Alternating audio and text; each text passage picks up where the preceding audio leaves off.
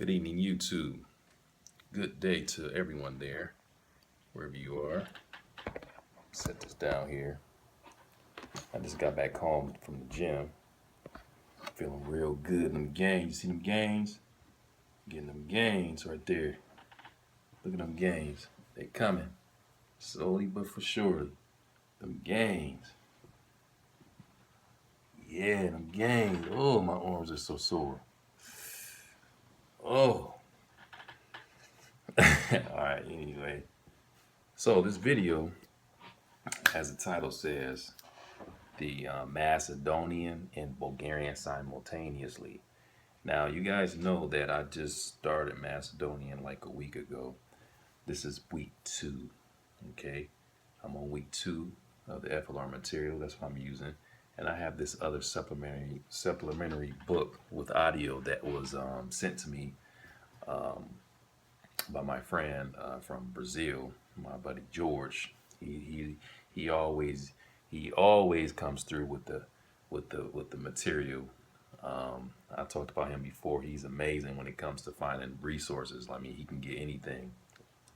But yeah, I want to talk about this because a lot of things that came to my attention, and I'm not, keep in mind, I'm not trying to boast, or I'm not trying to toot my horn when I make certain statements about what I'm going to talk about.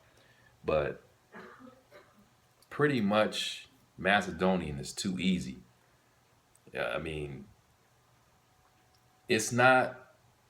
You got to always work hard to, when you start a language, you're going to have to put the work in to learn the language. We all know that. But for me, what I've experienced, and I know it's only been 2 weeks, but I don't feel like it's a challenge. I already can read. I can already read the script because the Russian.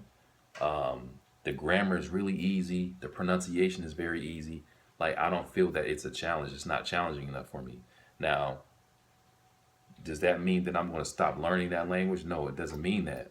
I'm going to keep learning. I'm going to keep on learning that language. I don't want to stop. But I was thinking about, I was like, man, like, this is just too easy. Like, what can I do? Because I'm already doing Finnish. I'm doing Finnish and Polish right now. So right now, Finnish, Polish, and Macedonian, and I'm gonna start Hungarian in January. But this is what I'm gonna do. This is what I'm gonna do. I'm gonna do Bulgarian and Macedonian at the same time. Why? So I can feel that I'm doing more stuff with this language, and they're very similar. Now, what I'm not gonna do is search for a native speaker. I'm not worried about that. What I'm going to do is use, I have the FLR Bulgarian, I have Asimil, I have Teach Yourself. I'm going to be writing out dialogues, I'm going to be listening to audio, and I'm going to be just talking with people on Hello Talk. And then when I go out to level up, I'm going to level up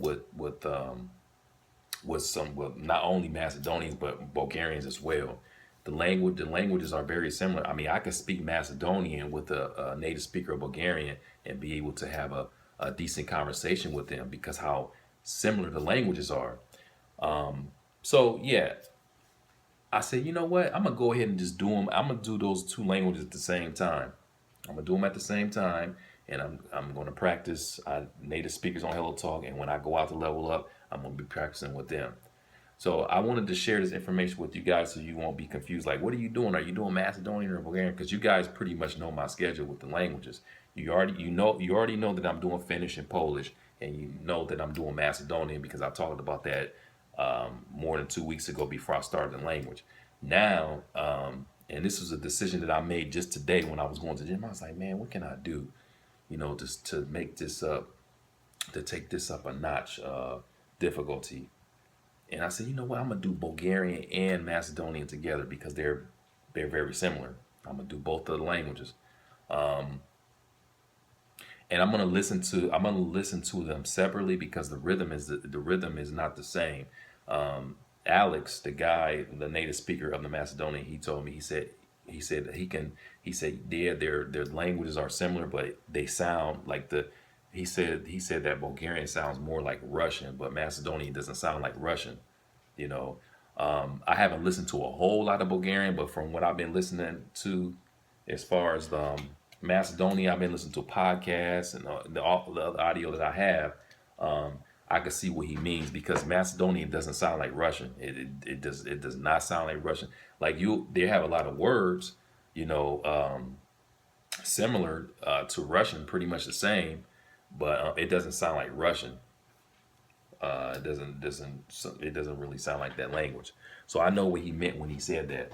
So yeah, that's what I'm gonna do. I'm gonna go ahead and I'm gonna start doing this tomorrow. I'm gonna start reading. I got the ICML. I got, like I told you, I got all that stuff. I'm gonna start my writings, and I'm gonna listen to the audio, get my podcast, listen to Bulgarian at the same time, because those languages are similar, and Macedonian is too easy. Now maybe it's because I'm doing Polish and Finnish at the same time.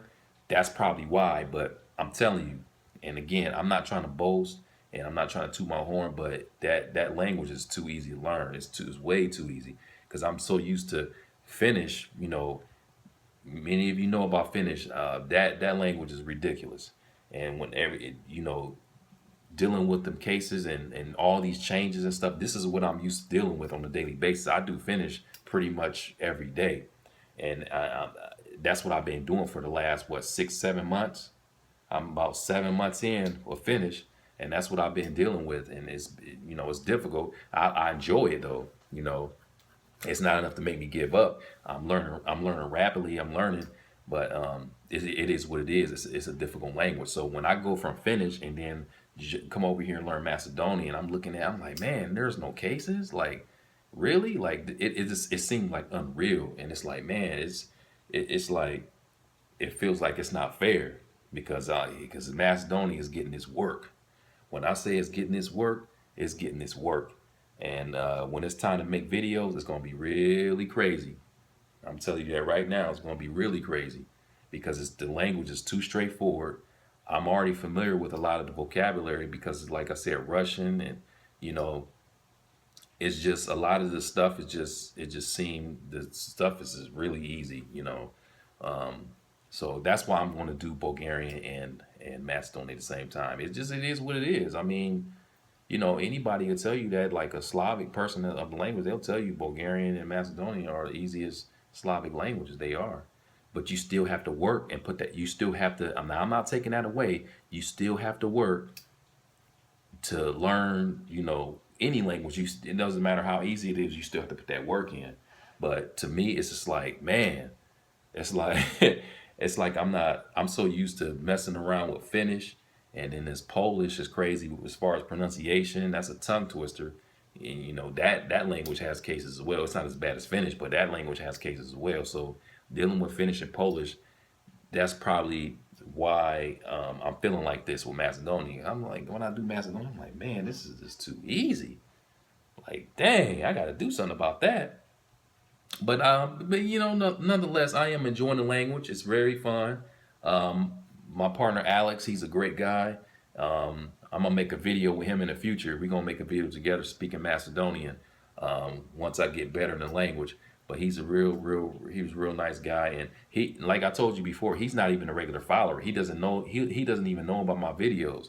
He saw that video on Reddit, and he reached out to me. He didn't know who I was. He just saw that video. He said, he said, I saw your video, and he sent me an email. He's like, yeah, he's like, I'll be willing to help you, and he's like, yeah, just contact me, let me know. And that was great. I was happy for that. And he can speak Albanian, Serbian, and them other languages. So you know what that means. I'm gonna get that in. I'm gonna get those in too. I'm already in. I might as well do them. And then on top of that, here in Ohio, in Cleveland, man, they got a lot of Slavic people up there. It's ridiculous. So yeah, I don't want to make this video too long. I just wanted to update you guys on that.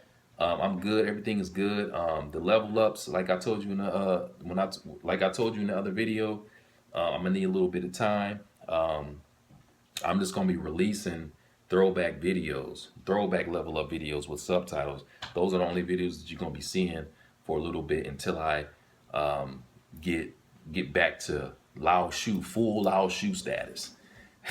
I'm at 85% right now. I'm trying to get back to full Lao shoe status, but you know, I got a couple hurdles that I got to go over. I got some hardships, but you know, that's part of life, and you know, that won't stop me. That won't stop me from moving forward. Or at least, you know, it'll slow me down. I can. This is what I can say.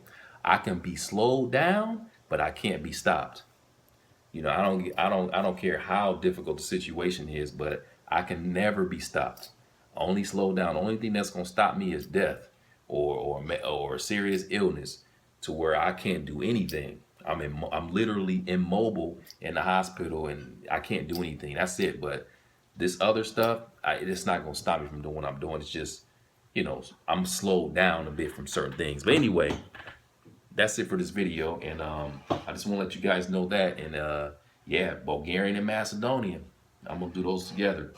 So yeah, let me conclude this video. I hope all is well for everybody, and yeah, keep getting that money, stay happy, stay fit. You guys take care. Peace.